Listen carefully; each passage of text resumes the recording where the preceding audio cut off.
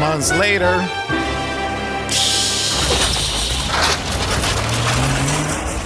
We will rebuild. I talked to a fireman once, and he goes, dude, one day, he goes, it's just going to be the right wind, and fire's going to start in the right place, and it's going to burn through LA all the way to the ocean, and there's not a thing we can do about it. I go, really? He goes, yeah, we just get lucky. Yvette said that this guy's house was touched by God. It had to be, because it sure didn't burn. But if his house is touched by God, what happened to the rest of the neighborhood? God didn't care about us. This is my heart right now. We blame God for everything bad in our life, but when everything is good around us, we never thank God.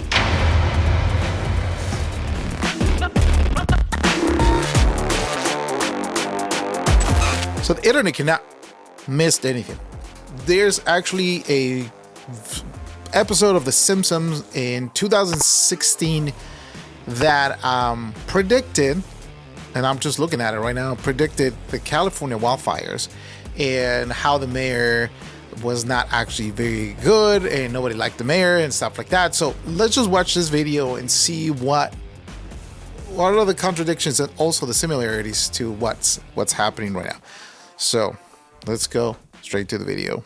I'm gonna play it faster for copyright issues, but let's go straight to the video.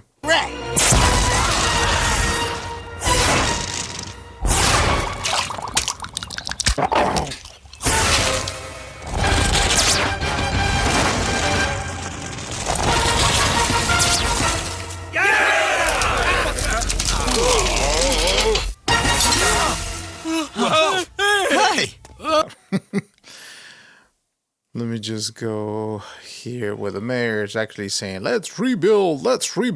There's actually contradictions right here, but a lot of people saying that, pay attention to this blue umbrella right here or blue statue of the, whatever the thing it burned, the city.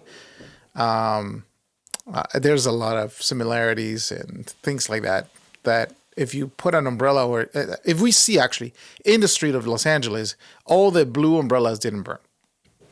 I don't know if that's something to celebrate.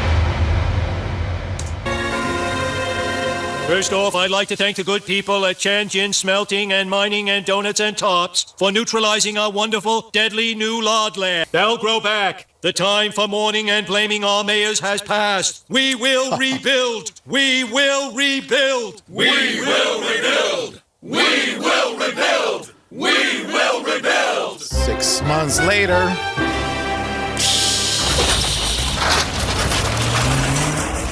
We will rebuild. We will rebuild. I guess there's only one man we can turn to. We will rebuild. We will rebuild. Well, the thing is, a lot of similarities are going through this pictures. Let me just pause this. Similarities like this one right here because, you see the similarities right here. Boom, boom, boom, boom. Something that we have to be careful with. Just to explain it, this is real life. This is not. Now, they could say, oh, it was predicted and all the stuff. There's a lot of things the Bible has predicted. All the things that at the end times are being predicted in the Bible, but we don't pay attention. We'd rather actually pay attention to Simpsons. I get it. You know what? There's a lot of things. There are a lot of things that the Simpsons got right. Like the, Donald Trump, you name it, a bunch of stuff. The Apple Vision, what else? The Game of Thrones finale, you name it.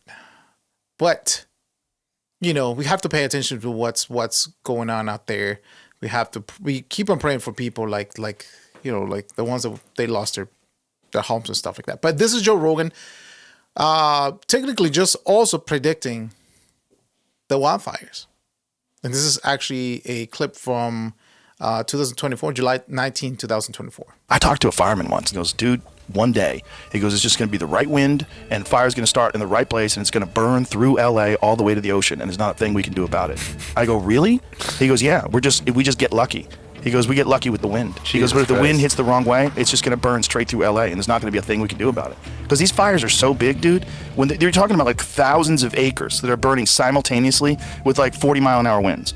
And the wind's just blowing embers through the air, and those embers are landing on roofs, and those houses are going up, and they're landing on bushes, and those bushes are going up, and everything's dry. And once it happens in a way where it's so spread out that there's nothing they can do. There's nothing they can do. You just have to evacuate, right? Nothing they can do. They just got to get out of there. Wow. So, what that happened, and the only thing we can say is, let's rebuild. But the thing is, it's just like the Bible in Jesus, the Jesus parable, when he speaks about building your house on the rock and building your house on the sand is different. The difference is, right? I'm not an expert in construction. I'm not an expert in all this stuff. But the thing is, I know for a fact that when you build your house on the rock, naturally, that actually allows you to have a better stable home. Fires can actually not get into it. Okay, I'm not going to go further with this. Why I'm actually doing this video? Why? Because a lot of people are saying, well, this is God's judgment. And I heard it among my Christian fellows and friends. I don't think, and I can tell you this, God doesn't love destruction. God doesn't like destruction. God doesn't love sorrow. But in order for us to rebuild, something has to be destructed. Something has to be destroyed.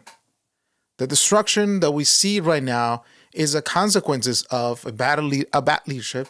The consequences of, I already said it in another video, that we don't prepare. We did not prepare to be preserved. God preserves, but we don't prepare.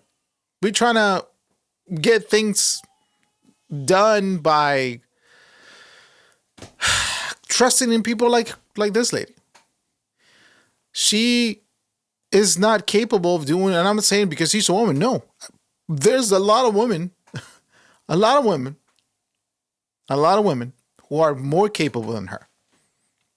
I'm not going to gender, nothing like that. It's simply the leadership, including the governor of California. The leadership is not adequate. The leadership is not adequate for this type of stuff. And this is what we got. They don't see the okay, let me just put it this way. They don't see the value in preparing for this type of stuff. And this is the result. Because the water reservoirs were not actually filled. They don't believe in all this stuff. They never prepare for this stuff. And the consequence of this is there's no preservation. This is deep, people. This is deep. This is very deep. And that goes into our lives, spiritual lives. Take it like that. If we don't prepare, God is not going to be able to preserve. God's will is to preserve, not to destroy. But in order sometimes to rebuild, in order to start all over again, God has to allow things to happen. He doesn't destroy, but it's our consequences that are destroying what we have in our hands. What we have, what God has given us and entrusted us to say, hey, listen, this is the land that I'm giving you. I'm entrusting you. I'm trusting you that you're going to make it work. I'm trusting you're going to do the right thing. I'm trusting you. If you need wisdom, ask for wisdom. God says, I'm here. Ask for wisdom. I don't think Christian groups, like Christian people, but God destroyed LA. This is the consequence. We can't just be blaming God for everything. There's actually a story. Let's just find out this story really quick. There's a story where this person, let me see. It's the only house that the fire did not touch, and all his neighbors are saying like, "Oh God preserve his house. God, allow his house to be untouched by the fire." But let me just pull it out really quick. Only home. It was only home didn't get destroyed or burn in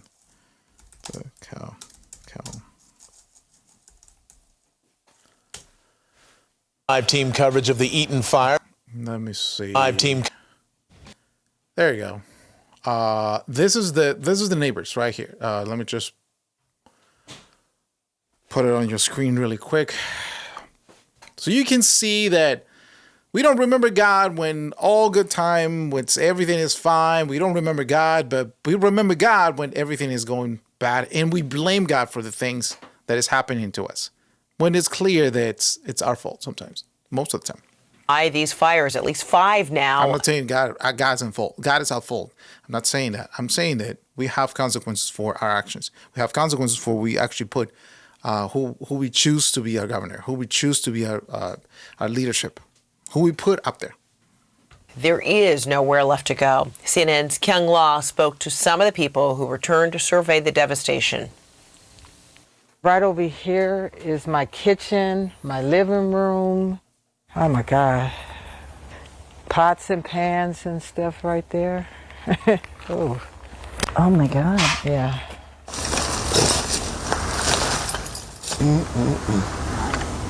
That's devastating. Hey.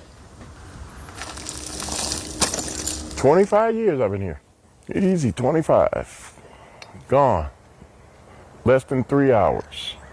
When you look out at your neighborhood, what happened here? It just looked like a war zone here. This is a war zone. Looked just like a war zone.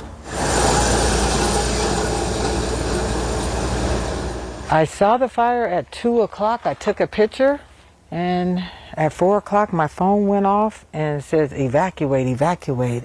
And that's what we did. This was touched by God. It had to. This. I don't have those no more. So they say that this house was protected and touched by God because it's the only one in the neighborhood. Yvette said that this guy's house was touched by God. It had to be, because it sure didn't burn. But if his house is touched by God, what happened to the rest of the neighborhood? God didn't care about us. That's a harsh statement. There it shows it right now. Do you think he didn't care because your material possessions are gone? And I'm not saying you could have prevented it. See, this is my heart right now. We blame God for everything bad in our life, but when everything is good around us, we never thank God. We blame God for everything bad in the world. We blame God for everything that's happening around me. We blame God for everything that is not doing and going well. But we don't thank him when we have everything in peace, or we have peace, or when we have everything we need and more. We don't thank him. We don't think about God. This is exactly the same. This is the clear example. I'm not saying it is a judgment of God on their lives, because God has given us everything we need and more. But I want you guys to see the response from the neighbor. And this is the neighbor who is getting interviewed. He's the owner of the house, and he is the one who is crying for his neighbors, what they lost. See the different reaction? See the different reaction? Yes, we thank God that the house is there. It's just material things.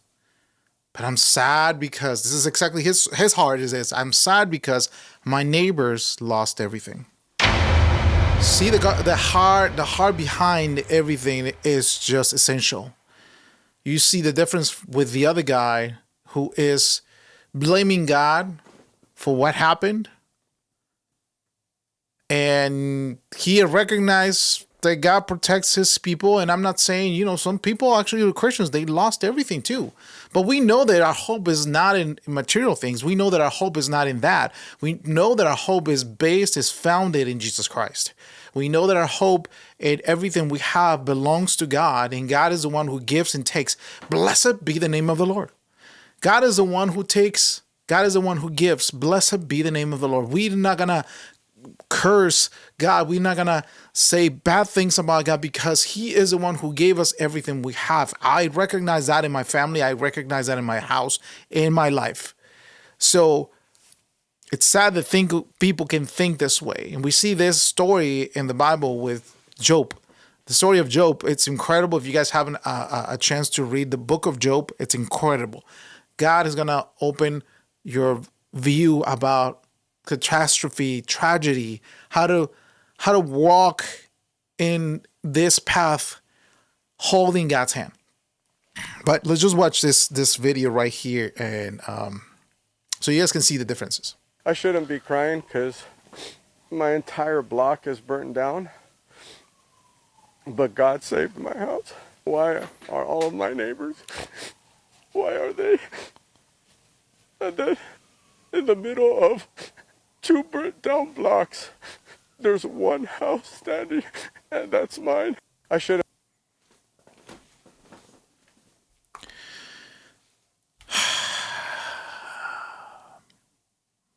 I don't know what to say. It's devastating. It's totally.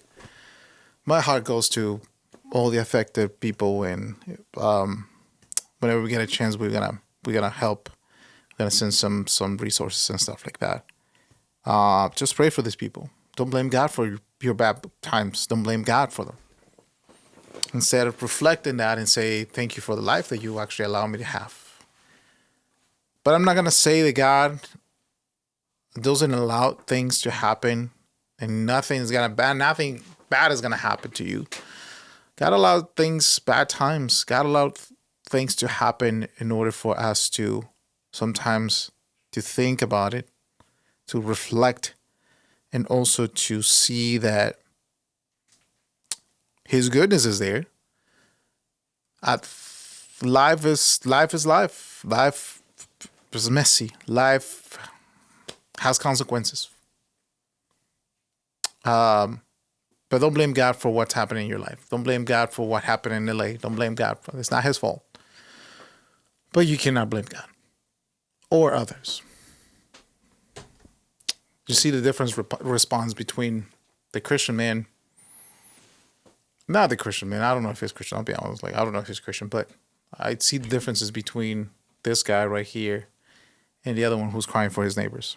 That's devastating and sad. Anyway, like this video, subscribe, hit the notification button. God bless you. We'll see you next time.